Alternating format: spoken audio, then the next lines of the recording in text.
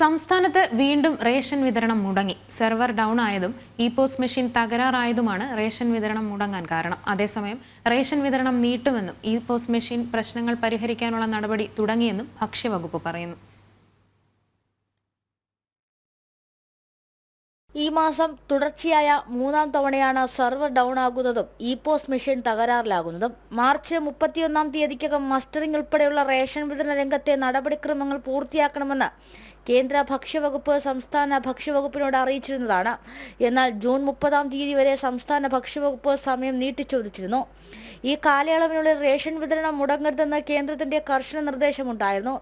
മസ്റ്ററിംഗും ration വിതരണവും ePOS machine വഴി ഒരേ സമയം നടത്തുന്നതിനാലാണ് ഭക്ഷ്യവിതരണം മുടങ്ങുന്ന സാഹചര്യത്തിലേക്ക് എത്തുന്നത്.